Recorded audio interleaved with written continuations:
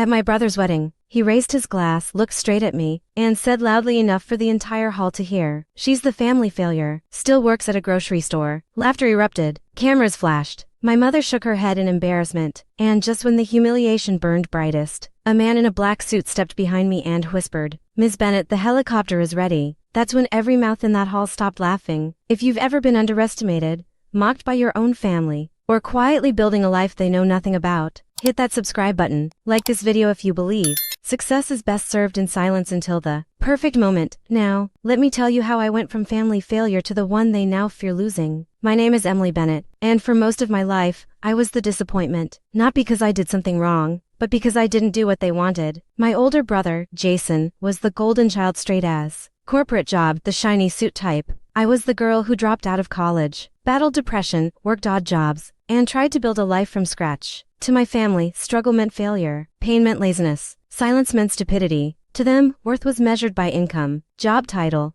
and how perfectly you smiled in family photos. I didn't fit any of those boxes. Growing up, Jason called me slow. My mom called me sensitive. My dad called me the one we have to worry about. Every family gathering was a subtle competition. What is Jason doing now? What promotion did he get? And Emily, as she's figuring things out, every tiny success I had was met with a shrug. When I launched a tiny online business selling organic grocery products, they said cute hobby. When I quit my 9-to-5 to expand it, they said she's irresponsible. They never once asked what I wanted, what I dreamed, what I was building. But I kept going quietly, painfully, stubbornly. I didn't just work at a grocery store. I owned equity in a rapidly expanding organic food chain. The store I worked at, it wasn't a job. It was my research ground. I watched customers, studied buying patterns, tested products, learned management, logistics, quality control. My small online business grew into a wholesale supply company, then into private labeling, then into a full-service distribution network. I never posted my success, never bragged, never corrected them, because sometimes, silence is the best weapon. Within 5 years, I became a silent partner in 8 stores, then 12, then 23. Last year, an investment group bought 40% of my company, for a valuation that made my accountant say, "Is this real, Emily? You're sitting on a gold mine." But my family still thought I bagged groceries for minimum wage. And honestly, I didn't mind, until the wedding. Jason's wedding was a big, flashy, look-at-us type event. Gold trim on the napkins, champagne fountains, a violinist playing pop songs just to feel fancy. Everything designed to scream we are successful. I walked in wearing a simple navy dress. Nothing designer, nothing dramatic, just me. My mother looked me up and down and whispered, "Try not to embarrass us tonight." I said nothing. The ceremony went smoothly. The photos perfect. The family smiles, plastic but acceptable. Then came the speeches. Jason stood up, grinning like a politician. First, he said, "I want to thank everyone for coming. Family means everything to me." Then he looked straight at me. "And speaking of family, we all know every family has a failure." People laughed gently, assuming it was some inside joke. Jason continued, "And in our family, well, Emily works at a grocery store." The hall burst into laughter. Even the photographer laughed. My mother covered her face. My father shook his head. I felt my stomach drop.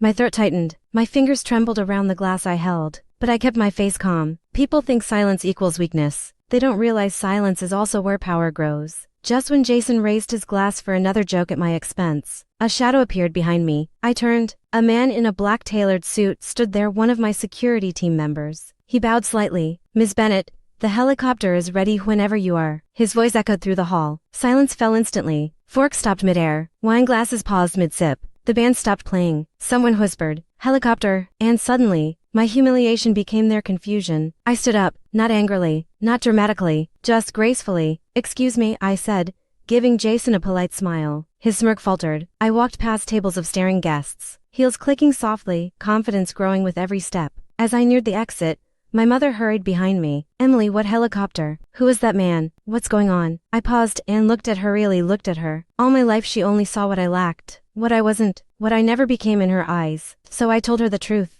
"Mom, I don't work at a grocery store. I own a chain of them." Her mouth fell open. "And the man in the suit, he's part of my team. We have a meeting with investors tonight." I leaned in. "Please tell Jason I loved his speech." Her face drained of color. Outside, the helicopter's blades were already turning. A sleek matte black private chopper with my company logo embroidered on the doors. Cameras flashed behind me as wedding guests rushed out to see. Someone gasped, "Is that hers?" Someone else whispered, "Emily's rich." Jason came stumbling out, red-faced, confused, breathless. I turned to him. "You wanted everyone to know what I do. So here it is." He stuttered, But you work at At my own stores I finished for him. And last quarter, we crossed 88 million in revenue. He froze. The crowd went silent again. You could practically hear his ego shattering. I stepped into the helicopter, buckled in, and before the door closed, I smiled at him and said, "Oh, and Jason, you were right about one thing." He blinked rapidly. "What?" "Every family does have a failure." I paused. "But it's not me." The door shut. The blades roared. The wind whipped across the wedding decorations, toppling flowers and knocking over champagne glasses. Jason shielded his face, looking small. So very small. The helicopter lifted, and the last thing I saw was my family staring up at me, realizing the person they treated as worthless was the one flying far above them. Literally. The next morning, my phone exploded. Text from my mother, "We need to talk." From my father, "Proud of you. Wish you had told us." From Jason, "Hey sis, can we meet? Need some advice." Advice. The man who mocked me needed my advice. I didn't reply. Revenge doesn't always need fire. Sometimes all it needs is truth. When people underestimate you, the sweetest justice is letting your success speak louder than their laughter. In life, the people closest to you will sometimes be the ones who doubt you most fiercely, not because you can't succeed, but because they can't imagine a world where you rise higher than their expectations. Remember this: your worth isn't measured by their vision of you, but by the fire you carry quietly within. If you enjoyed this story of quiet power and poetic justice,